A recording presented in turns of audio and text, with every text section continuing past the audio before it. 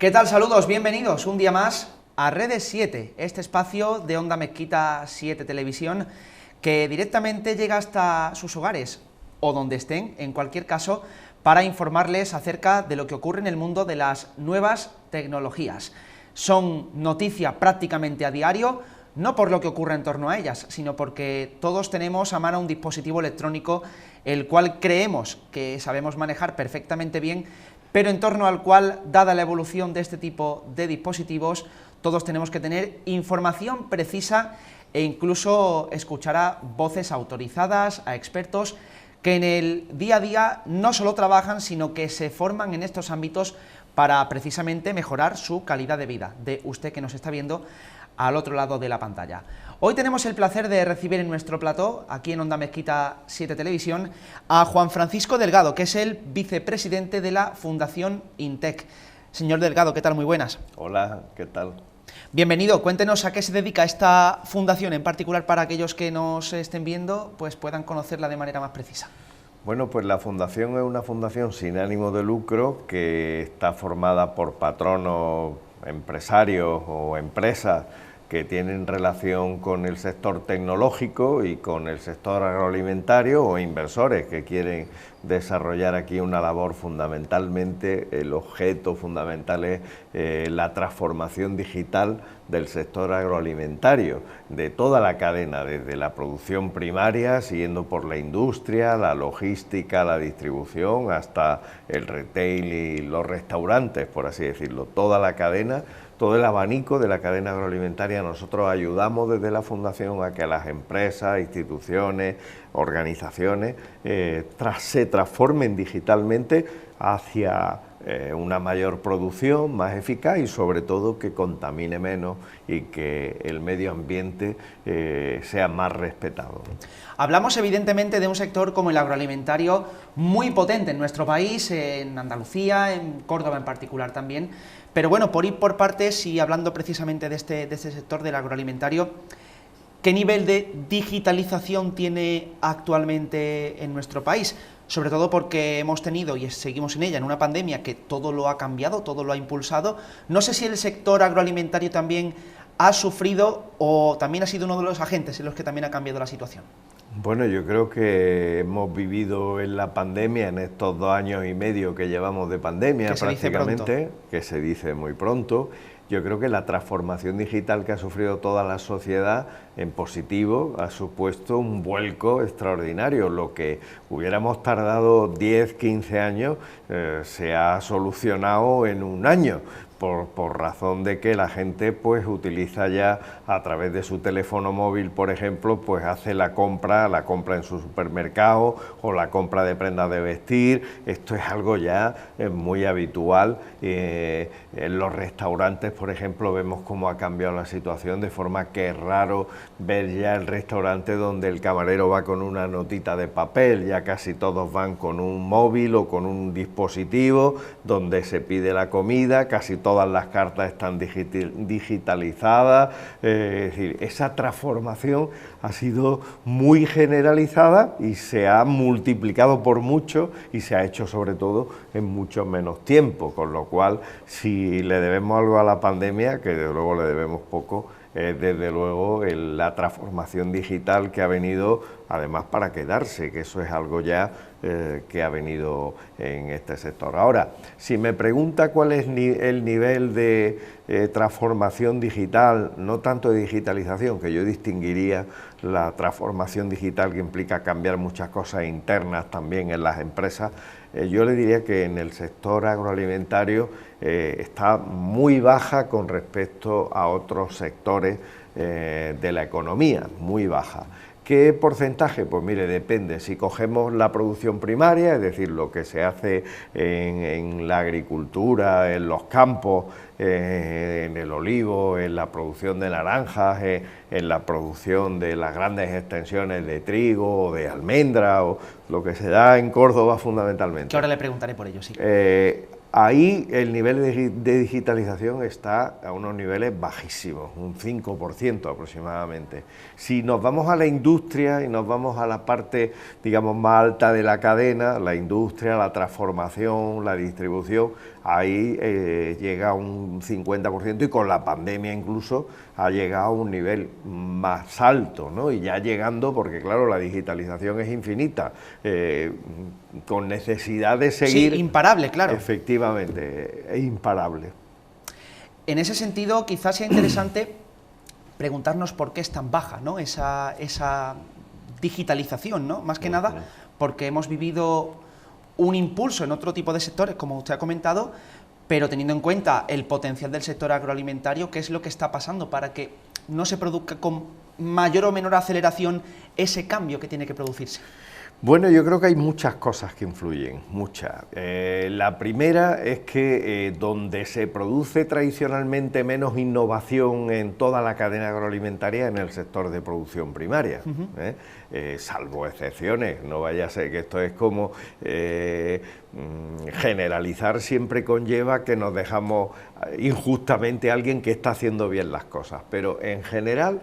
¿Por qué se produce? Porque ha sido un sector poco dado a la innovación, yo hago esto como mi padre lo ha hecho toda la vida, Sí, conservar una tradición, ¿no? Conservar una tradición en los cultivos que generalmente se ha visto que ya, por ejemplo, cada vez hay menos agua, la superficie de cultivos son las mismas, el empleo de fitosanitarios cada vez debe reducirse más por el empobrecimiento de la tierra, los productos cada vez tienen que ser mejores porque los supermercados eligen solo los productos que están en buenas condiciones, en perfectas, diría yo. Sin es duda. decir, se necesita mucha información y mucho dato para que eso sea posible y las cosechas sean cada vez mayores, en fin, cuesten menos, se use menos agua, etcétera, etcétera, y la energía cueste menos, etcétera, etcétera. Entonces, todo eso, que el campo tuvo una importante transformación, pues cuando entramos en la Unión Europea, la PAC fue para el campo un soplo de aire frío, a pesar de las dificultades, de aire fresco, digamos, a pesar de las dificultades que tuvo, pero ahí se produjo una revolución silenciosa, pero la hubo. Ahora estamos en otra encrucijada, una encrucijada muy importante en el que ese sector de producción primaria necesita cambiar. El plan de resiliencia del Ministerio de Agricultura, del Gobierno en general, con la digitalización, el tratamiento del desarrollo sostenible, esto va a ayudar mucho. Claro, estamos en una encrucijada para dar ese salto. Y lo último que le quiero decir es que en el sector de producción primaria hay un problemón, y es que el envejecimiento de la propiedad de la finca, de los propietarios de la finca, el minifundio existente, que es muy positivo, hace que la gente llegue tarde al campo. Llega gente con una edad alta, padres que tienen 80 años, que acaban dejándole las fincas a sus hijos, pues o cuando se mueren o cuando ya son muy mayores, a hijos que tienen a lo mejor 60. Entonces no han llegado todavía las nuevas generaciones, y en España se le añade un problema más, que el campo ha sido un sitio donde han quedado aquellas personas que a lo mejor, digamos, no sirven para otra cosa, como se decía anteriormente, ¿no? Es decir, el que no hace una carrera, entre comillas, acaba en el campo. Entonces, esto que está cambiando y que tiene que cambiar, y el uso de la tecnología, lo que va a hacer es que va a llegar gente joven, gente que le va a dar prestigio también, profesionales del sector. Hemos visto que la digitalización está ligada a la profesionalización. Córdoba tiene la escuela de ingeniería agronómica de las más importantes de España y de las más importantes de Europa. Cuando los profesionales de la ETSIAN van a las fincas, ayudan a realizar esa transformación, cambia por completo la situación, ¿no? Entonces la profesionalización y el rejuvenecimiento de los agentes agrícolas son muy necesarios para cambiar invertir esa tendencia de falta de digitalización. Ha hecho una radiografía muy interesante y que podemos incluso ya situar en la propia provincia de Córdoba. Ha hablado de esa escuela de agrónomos, de la ETSIAM. También hay que hacer mención, por ejemplo, a su potencial eminente en los últimos años y décadas en torno a la agroindustria, agroalimentación. ¿Eso que ha comentado usted de nuestro país se puede extrapolar a Córdoba o está en otra situación, no sé si decir, peor que la del país? Hombre, yo creo que Córdoba tiene una situación, el sector agroalimentario en Córdoba es de los más importantes de España, ¿vale? Yo distinguiría Almería, Murcia, pero luego que tienen una singularidad en cuanto al cultivo en invernadero, pero luego está Cataluña, está Aragón, pero está Córdoba. Córdoba juega un papel importantísimo en el sector agroalimentario en España. Yo diría que además en el propio peso del Producto Interior Bruto de la provincia es muy alto, el empleo es muy alto, los productos son de muy buena calidad, con lo cual surgen empresas muy interesantes en Córdoba. En Córdoba tenéis una de las cooperativas agroalimentarias más importantes del sector, que es COBAS. COBAS, por ejemplo, supone hoy por hoy de la industria cárnica y láctea 450 millones de facturación, muchos empleos y además algo que no tienen muchas cooperativas, que se han mantenido en Pozo Blanco, que se han mantenido en la comarca de Los Pedroches, en el medio rural, que es muy importante para todo el sector agroalimentario. Tenéis también empresas ligadas a los zumos y a la naranja. Tenéis aquí está en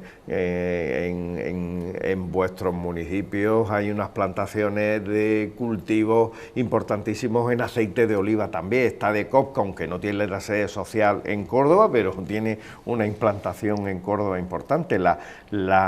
Digamos, la cooperativa más importante de España, la mayor exportadora del mundo en aceite de oliva y en cultivo de almendra, por ejemplo, ¿no? Estamos hablando de cosas muy concretas en el que Córdoba juega un papel extraordinario. Empresas emergentes como Balan, que están aquí también en el cultivo del intensivo del olivo y del almendro.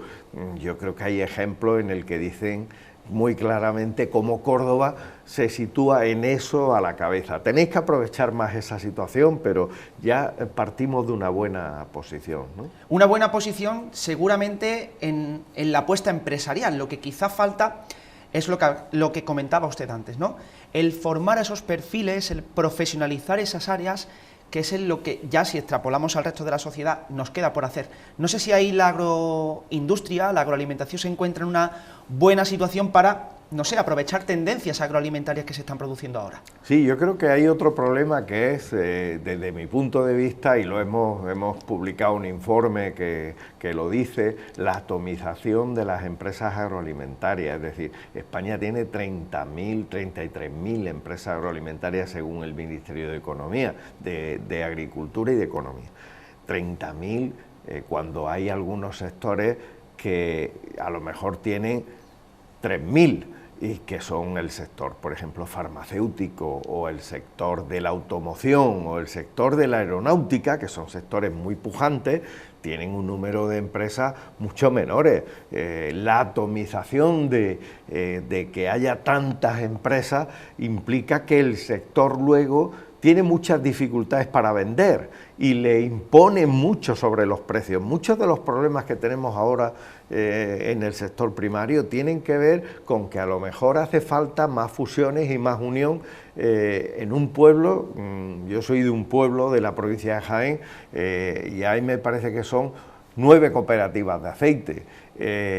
Y a lo mejor un presidente no se habla con otro y una está enfrente a la otra en la misma acera y cada una vende el aceite por su cuenta y hace la guerra por su lado, con los beneficios que eso le reporta a los intermediarios. Claro. Y al propio productor no le reporta ningún beneficio, todo lo contrario, están sometidos a la dictadura de los intermediarios. Entonces, una necesidad urgente es la unión de esas cooperativas y además que se creen estructuras un poco que gestionen a varias y agrupen la demanda. DECOP es un ejemplo de eso.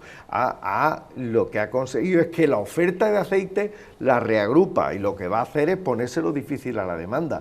DECOP se ha convertido en la principal marca de venta de aceite de oliva en Estados Unidos, Pompeya, con una de sus marcas.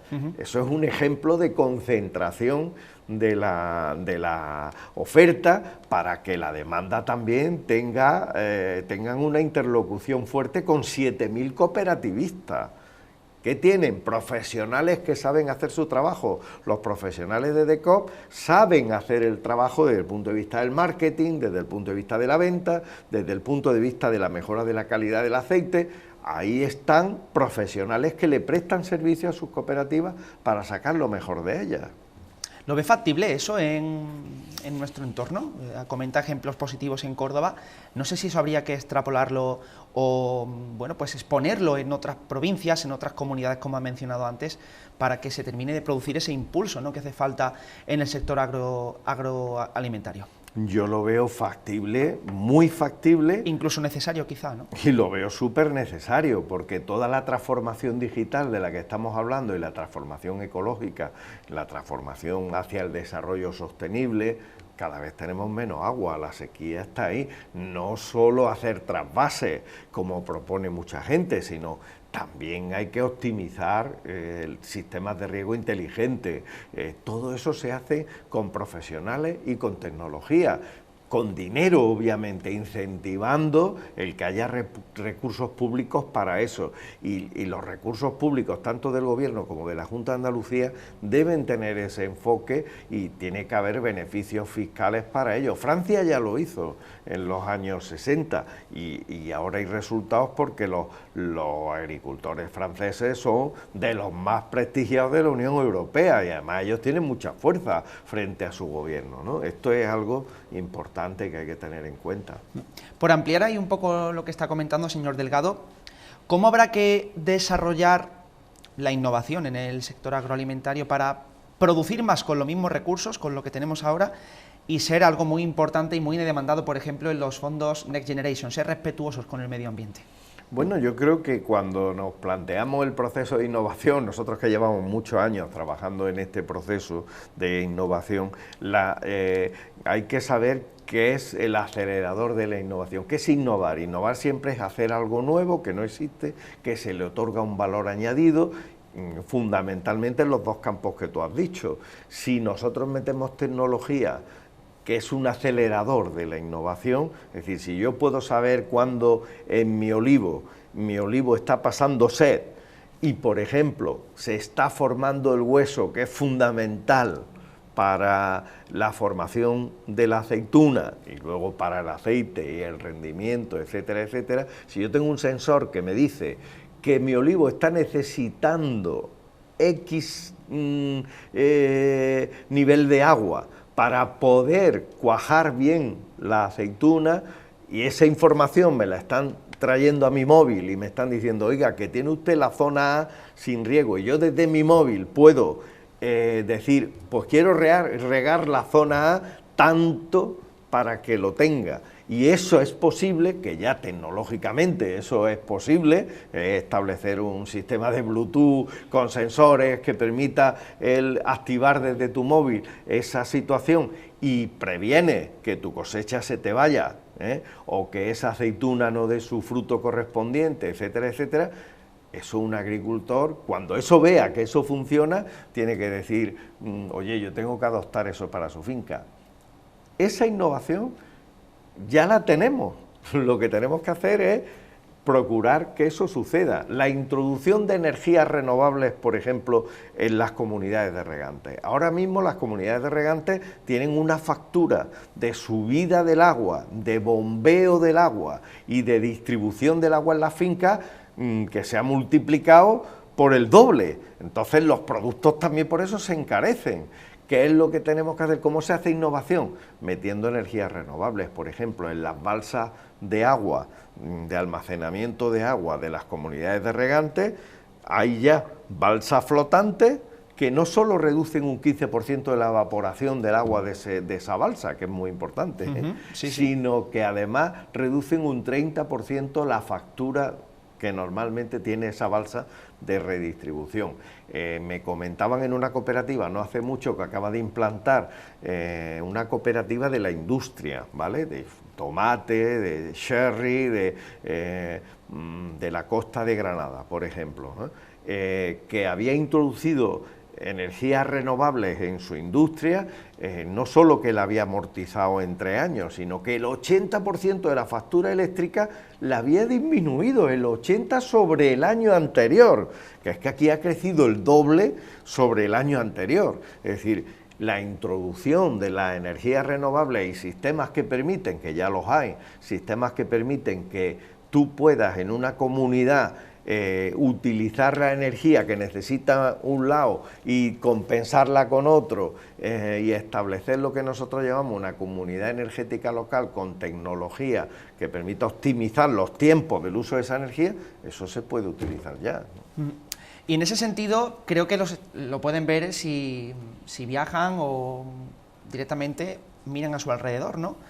¿Cuántos paneles solares hay ya en la provincia de Córdoba en, bueno, pues terreno apto para ello? No sé si puede comentar o aportar algún valor añadido en torno a ese cambio que se ha producido en la provincia de Córdoba en particular en torno a la instalación de placas solares, algo que se ha visto que ha sido una oportunidad aprovechada por quien ha querido implantarla. Sí, pero digamos, el gran cambio que se tiene que producir es que las placas solares no se vean como un sistema individual, es decir, en el sentido de que el uso de la energía, el aprovechamiento de la energía solar sea un aprovechamiento colectivo, es decir, en el sentido de que favorezca la agricultura. Entonces, sí se está produciendo un cambio de que la gente dice, yo lo pongo en mi tejado y aprovecho yo lo que puedo utilizar para mí, pero no se trata de tu tejado, se trata de que aprovechemos el que determinados, no sé, plantas de naves industriales puedan estar conectadas e interconectadas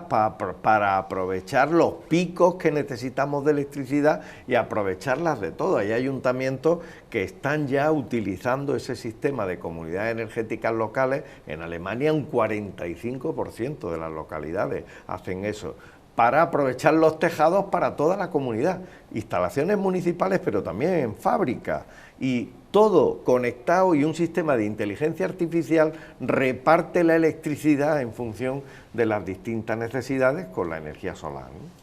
Juan Francisco Delgado, vicepresidente de la Fundación INTEC, ha sido un placer recibirle y que nos cuente todas estas iniciativas, ideas y desde luego el camino al que tiene que asomarse y desde luego emprender el sector agroalimentario no solo en Córdoba sino en Andalucía y en España, así que muchas gracias. Muchas gracias a vosotros por darme esta oportunidad, gracias.